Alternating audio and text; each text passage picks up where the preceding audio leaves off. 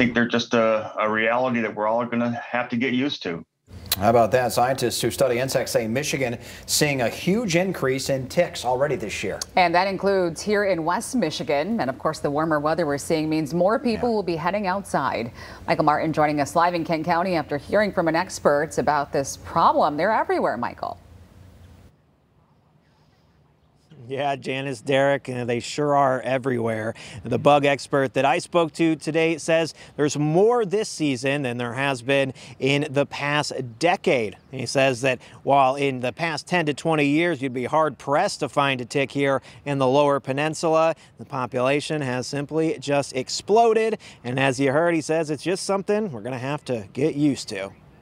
And the ticks have moved in and they're here to stay. And it's only going to get worse, according to MSU entomologist Howard Russell, who says the number of ticks in West Michigan is growing. I get lots of calls from people who've never had ticks in their yards or in their cabins up north, and now they can't put the kids or the dogs outside to play without having ticks come back in with them. And their numbers have been increasing over the last 10 years, and this year is worse than last year. There are two types of ticks found in Michigan, the American dog tick being the most common. And those have white markings on their back that are pretty visible. They will transmit Rocky Mountain spotted fever and a few other tick-borne diseases. And then the deer tick, or black-legged tick, which can spread the potentially deadly Lyme disease. And that's the one that causes Lyme disease.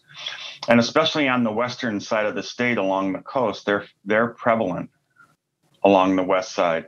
In fact, this map from the state's Department of Community Health shows all the counties where Lyme disease-infected ticks have already been confirmed, and then the bordering counties where there is still a potential risk for contracting the disease. We have several hundred cases of Lyme disease a year in Michigan, and the stage that's most likely to transmit it is the nymph stage, which occurs in July, and it's a very, very tiny tick. Researchers from Columbia University and the University of Wisconsin have even launched the Tick app in an effort to track ticks across the entire country. You can download the app to your phone to report ticks and see how bad they are in your county. As you see here, Kent County was medium. Tick repellents are effective, like mosquito repellents containing DEET are pretty effective in keeping them off. But I think they're just a reality that we're all going to have to get used to. Yeah, unfortunately, that's just the reality of it, he says. Now, there are companies out there that'll come to your home and spray for ticks, at least lowering the chance that you or a loved one will catch Lyme disease or any other tick-borne diseases. For more information, you can check out our website now. We've got an article up live in Kent County. Michael Martin, Fox 17 News. All right, Michael, thank you. If we go in depth now, Lyme disease affects around 300,000 people each year in the U.S. More than 19,000 cases of Lyme disease have been discovered in Michigan since 2000, that according to TickCheck.com.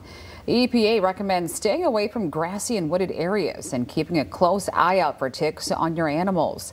You can tumble dry your clothes on high heat for about 10 minutes to kill ticks when they're on your clothes once you come back indoors.